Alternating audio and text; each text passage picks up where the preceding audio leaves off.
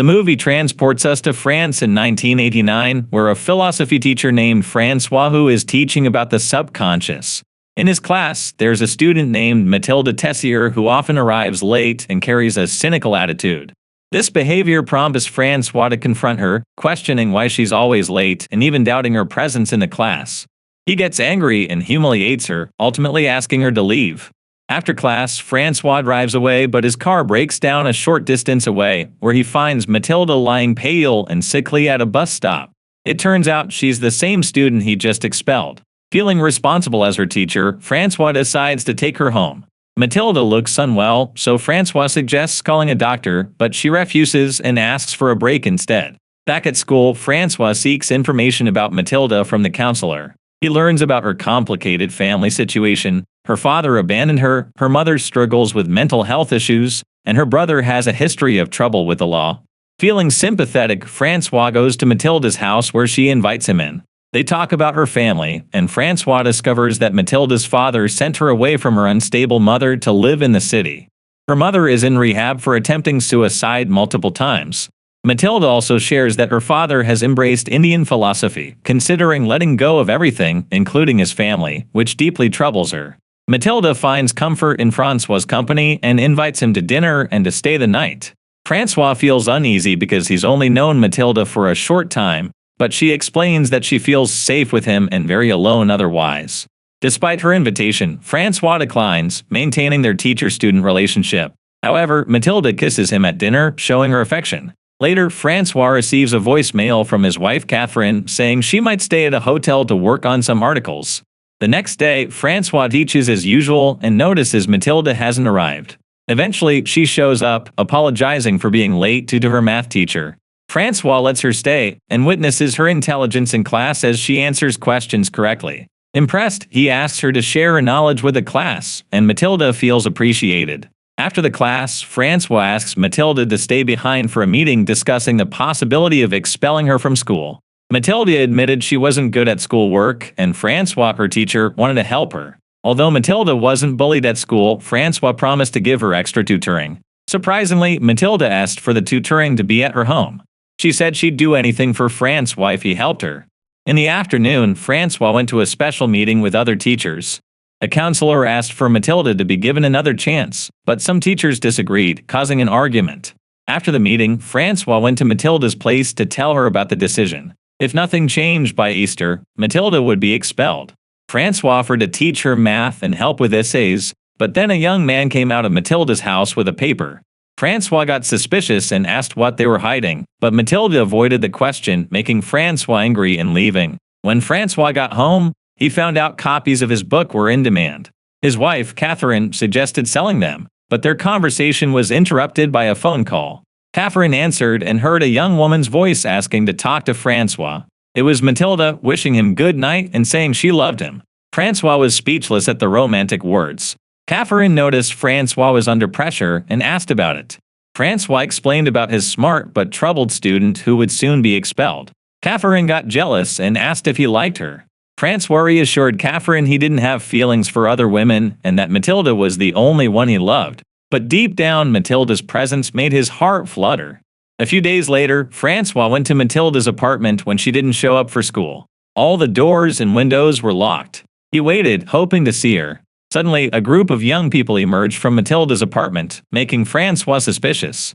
He returned to the apartment and found many liquor bottles scattered on the table. Francois was angry because he felt his concerns weren't appreciated.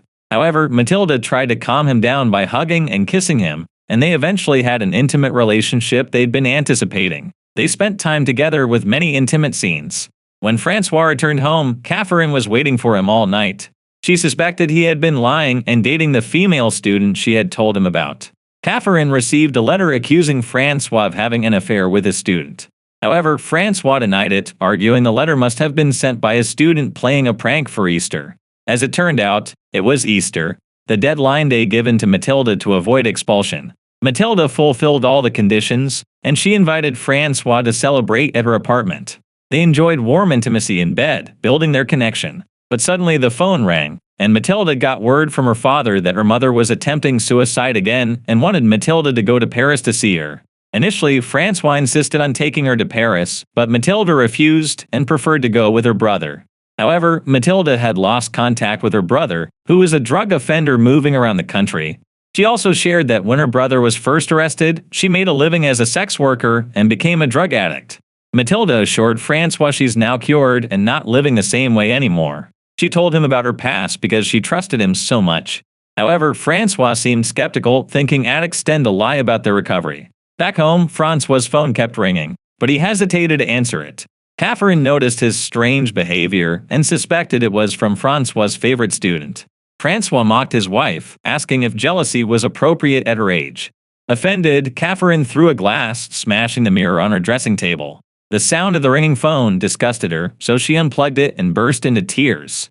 Shortly after, Catherine requested they not live together anymore. For the next few days, Catherine wanted to calm down and asked her husband to think about the consequences if he wasn't honest with her. Francois felt his days were empty since Matilda went to Paris. He missed her terribly and called Matilda to share a few words. Matilda told Francois her mother's condition was serious as she had attempted suicide. When her mother regained consciousness, she described the moment as beautiful, like melting into a vast ocean. Matilda advised her mother not to think about suicide and to find joy in life, even during hard times. The next day, Francois was surprised by Matilda's visit to his empty house. They spent time together, but Matilda eventually asked Francois to divorce his wife and live with her in her apartment. Francois refused, realizing Matilda was only 17 years old and that he would be much older in 10 years. Matilda kept urging Francois to accept her love, saying it was sincere and she didn't care what he thought. She even suggested Francois move away with her and become her invisible son so they could live together. But Francois remained firm, believing Matilda should live a normal life and enjoy it like her peers. Francois felt indecisive because life often presents difficult choices. Though Matilda seemed to genuinely love him, he didn't want to harm her by satisfying his own desires. Finally, Francois knew his decision might make Matilda leave for good. Catherine saw her husband alone and sad. After calming down, Francois began to open up to his wife, telling her about Matilda asking him to leave. Catherine tried to understand why Francois didn't choose Matilda, whether it was because of her or because Matilda was only 17, but Francois remained silent, gazing at the sky. Back at school, Francois resumed teaching as usual. However, Matilda's close presence with a male student during the lesson angered Francois. Matilda wasn't focusing, so Francois asked her to stay after class. Matilda tried to avoid it, showing reluctance. In the end, Francois found himself facing Matilda, his new boyfriend. Francois discovered Matilda engaging in intimate activities with her boyfriend at the back of their classroom, seemingly trying to make the teacher jealous. This deeply upset Francois, leading him to give Matilda a hard slap on the face. Later that evening, Francois was startled by the incessant ringing of the phone at his residence. Catherine, his wife, answered the phone and received death threats from one of her husband's students. This infuriated Francois to the point where he decided to cut the phone lines in his house. All of these events took a toll on Francois emotionally, leaving him in a dilemma. He genuinely loved Matilda, but he also didn't want to harm Catherine, who was secretly suffering mentally due to this love triangle. The next day, Francois discussed his desire to remove Matilda from his class with the counselor. However, in the midst of their conversation, Catherine called Francois and informed him that her bookstore had been attacked. Without hesitation, Francois rushed to see his wife. Catherine revealed that prior to the incident, someone in a van had attempted to run her over. Catherine faced the threat of immediate termination when Francois suspected Matilda, along with her friends, of being the mastermind behind the incident. Upon returning to school, Francois forcibly removed Matilda from her class and took her to an empty classroom, unbeknownst to him that the counselor was secretly observing the situation. Francois, in a fit of anger, slapped Matilda on the cheek and demanded an explanation. Matilda professed her love for Francois, but her words were met with an even harsher slap. However, the mood shifted when Matilda embraced Francois, leading to an illicit relationship behind closed doors. Despite the counselor's efforts to protect the teacher's reputation, a student stumbled upon them in the act, sparking a scandal that spread throughout the school. This scandal went viral in the education department, resulting in Francois being transferred to teach in another city, divorced by his wife, and facing public disgrace. Tragically, Matilda's mother passed away, and she disappeared a year later. Francois, upon learning of Matilda's death, was devastated. The landlord revealed that Matilda had rented a room overlooking the classroom where Francois taught, spending her days in solitude. The police discovered a book belonging to Francois with an apology written on the cover, shedding light on the depth of their tragic story. The situation becomes even more tragic when Francois discovers a death note on the wall of the room. The note reads, "I have witnessed the breathtaking vastness of the ocean, Francois."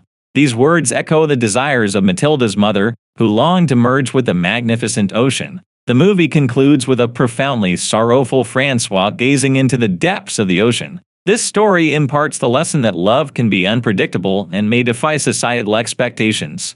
Francois continues to love Matilda, even if it means jeopardizing his career and family. However, Matilda herself chooses not to burden her loved ones and decides to disappear without leaving a trace.